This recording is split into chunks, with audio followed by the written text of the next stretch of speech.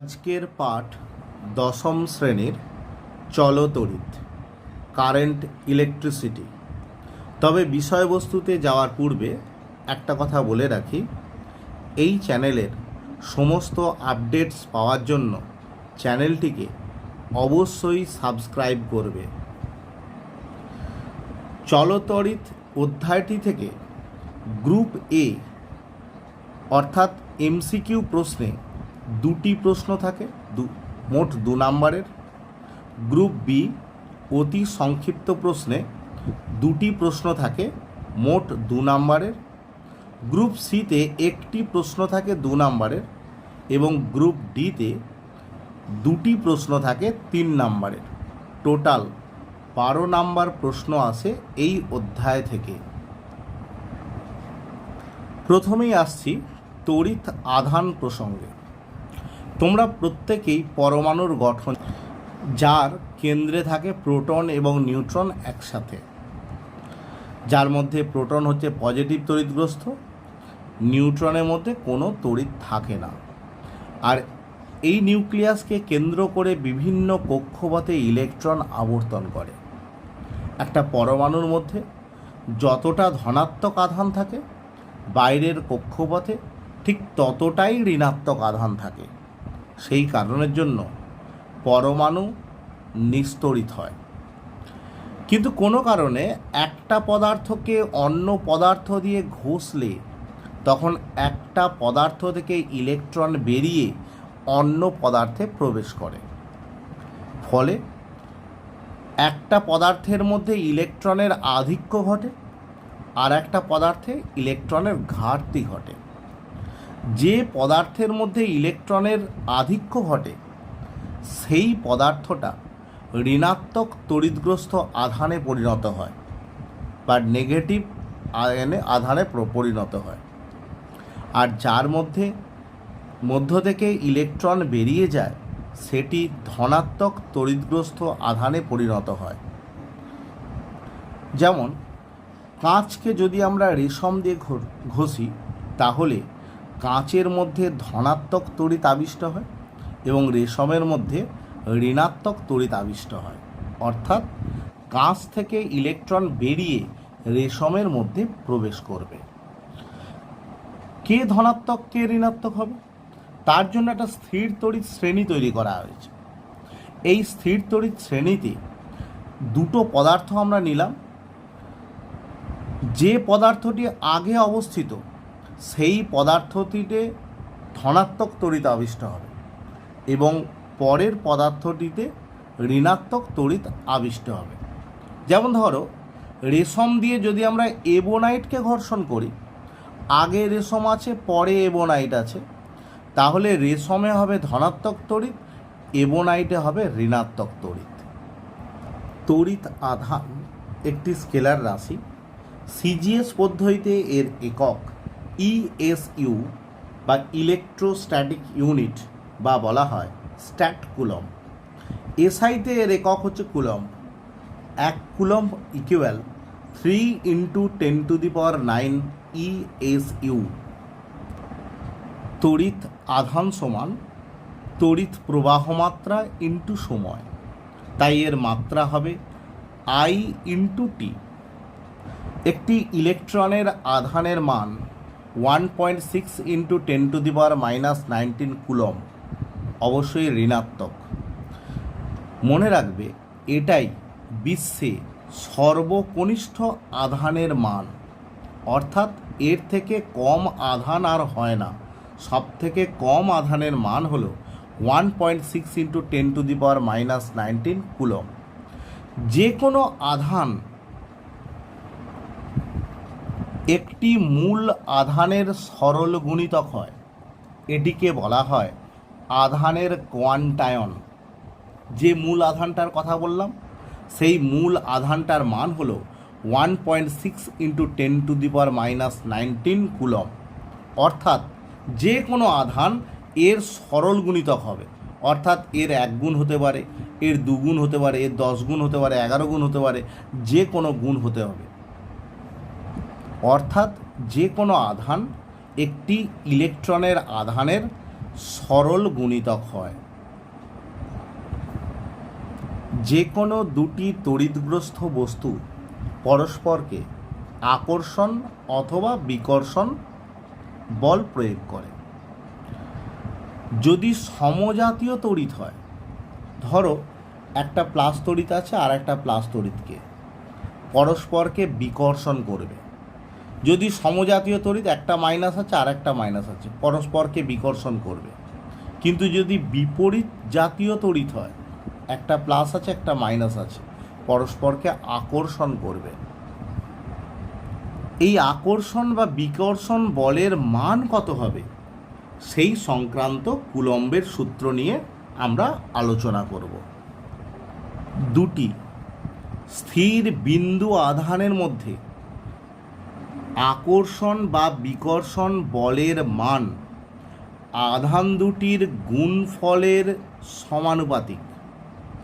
অর্থাৎ Q1 এবং Q2 দুটি আধান পরস্পর থেকে আর দূরত্বে আছে, অবশ্যই আধান দুটি বিন্দু আধান। এরা যদি পরস্পরকে F বল দিয়ে আকর্ষণ বা বিকর্ষণ করে, তাহলে এই F বলটা proportional to Q1 into Q2। অর্থাৎ আধান দুটোর মান যত বাড়বে, আকর্ষণ বা বিকর্ষণ বলের মান তত বাড়বে। আর এদের মধ্যবর্তী দূরত্বের বর্গের ব্যস্তানুপাতিক। অর্থাৎ F প্রপোর্শনাল টু 1/r²। এখন যা দূরত্ব আছে, দূরত্ব যদি দ্বিগুণ হয়ে যায়, তাহলে আকর্ষণ বা বিকর্ষণ বল আগের থেকে কমে যাবে। কতটা কমে যাবে? দ্বিগুণ দূরত্ব বেড়ে গেলে 2a² মানে কত? 1/4 হয়ে যাবে, 1/4 হয়ে যাবে, 1/4 হয়ে যাবে। যদি দূরত্ব যদি 3 গুণ বাড়ে, তাহলে 3a² মানে 1/9 হয়ে যাবে। এখন যে বলে আকর্ষণ বা বিকর্ষণ করছে তার 1/9 হয়ে যাবে। অতএব F proportional to Q1 Q2 /r²। Proportional তুলে দিয়ে যদি আমরা সমান নিয়ে আসি, তাহলে একটা কনস্ট্যান্ট আসবে। আমি ধরলাম K' হলো একটা constant, K' into Q1 Q2 /r²। এটাকে বলছি আমরা সমানুপাতিক ধ্রুবক। তবে এই সমানুপাতিক ধ্রুবকের মান পারিপার্শ্বিক মাধ্যম এবং কোন পদ্ধতিতে আমরা বের করছি, CGS না SI, তার উপর নির্ভর করে। যদি আমরা SI পদ্ধতিতে যাই, তাহলে এই K' মান হবে 1/4πε0, যেখানে 1/4πε0 হলো একটা কনস্ট্যান্ট, এটাকে বলা হয় ε0। এটা হলো শূন্য বা বায়ু মাধ্যমের তড়িৎভেদ্যতা। এর মান হলো শূন্য বা বায়ু মাধ্যম হলে 8.854 into 10⁻⁻12 coulomb square Newton inverse m⁻²। আর যদি আমরা টোটাল 1/4πε0 মান বের করতে চাই, এই মানটা যদি আমরা 4π দিয়ে ε0কে গুণ করে দিই, তাহলে এর মানটা বেরোবে 9 into 10⁹ newton m² coulomb to the power -2।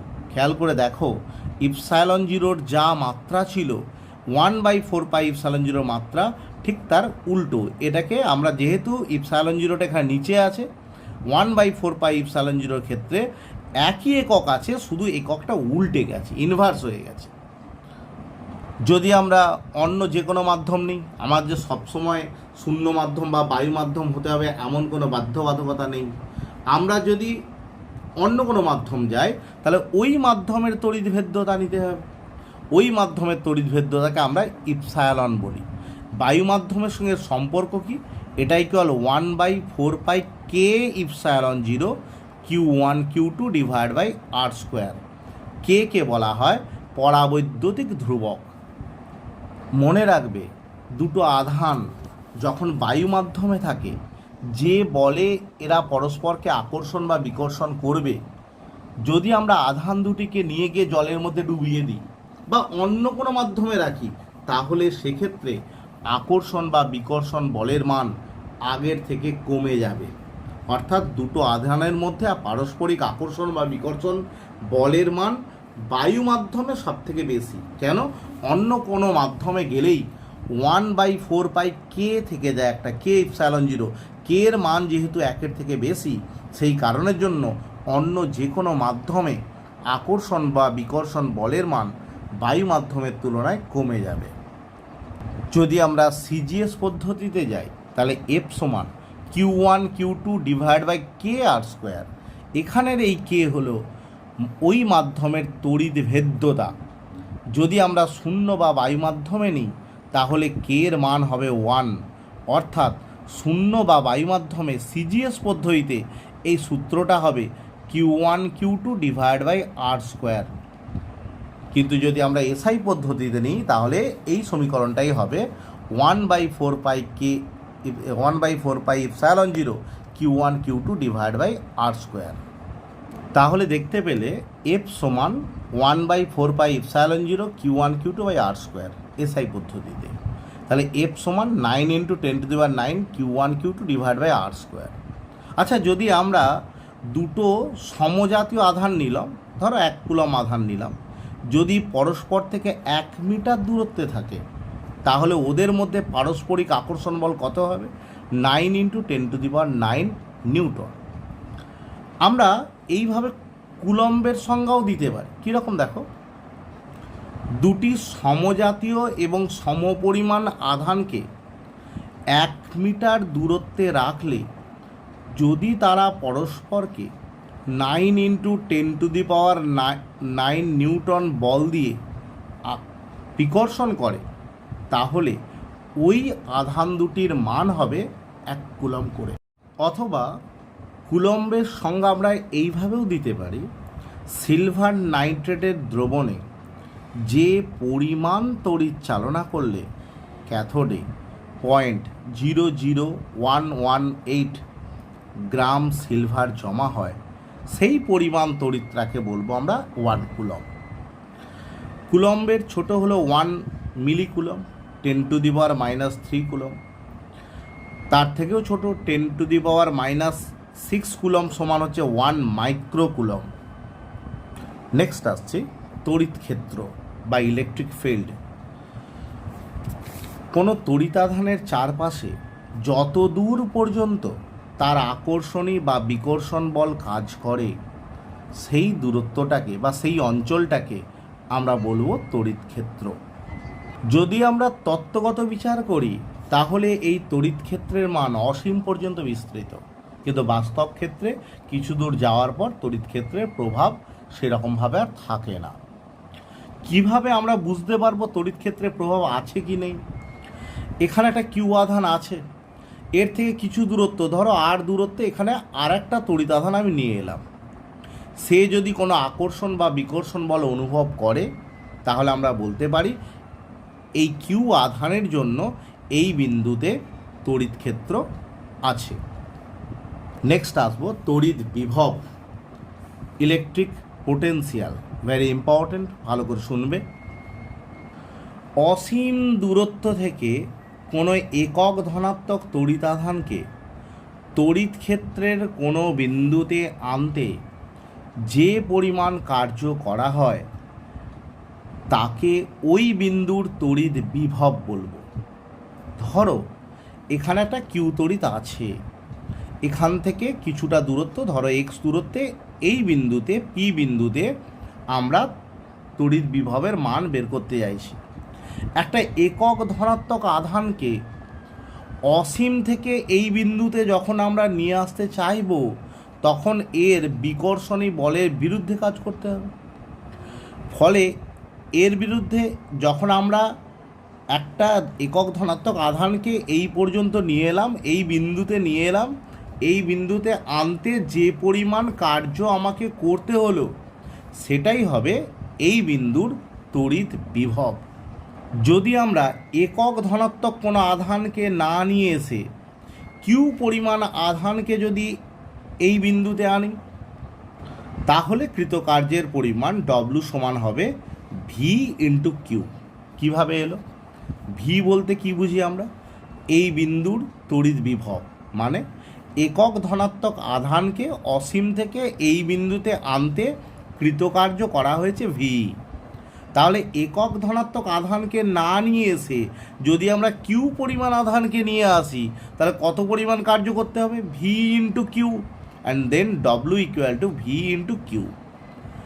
আমরা জানি কার্যের একক হলো জুল, ভি ইন্টু কিউ মানে আধানের একক হলো কুলম। তাহলে আমরা বলতে পারি তড়িৎ বিভব ভি সমান জুল ডিভাইড বাই কুলম। একে বলা হয় ভোল্ট, এর একক হলো ভোল্ট। তাহলে 1 ভোল্ট আমরা কাকে বলবো? অসীম দূরত্ব থেকে 1 কুলম ধনাত্মক আধানকে তড়িৎ ক্ষেত্রের কোনো বিন্দুতে আনতে যদি 1 জুল কার্য করতে হয়, তাহলে ওই বিন্দুর বিভবকে 1 ভোল্ট বলে। বিভব পার্থক্য কাকে বলবো? তড়িৎ ক্ষেত্রের ধরো দুটি বিন্দু আছে, একটি বিন্দু থেকে অন্য বিন্দুতে একটি একক ধনাত্মক আধানকে নিয়ে যেতে যে পরিমাণ কার্য করা হবে, সেই পরিমাণ কার্যটাকেই আমরা বলবো ওই বিন্দু দুটির বিভব পার্থক্য। তড়িৎ বিভবের মতো বিভব পার্থক্যের একক হলো ভোল্ট। আর সিজিএস পদ্ধতিতে হলে হবে স্ট্যাট ভোল্ট। সিজিএস পদ্ধতিতে এর একক হবে স্ট্যাট ভোল্ট। 1 স্ট্যাট ভোল্ট বা ইএসইউ বিভব মানে হলো 300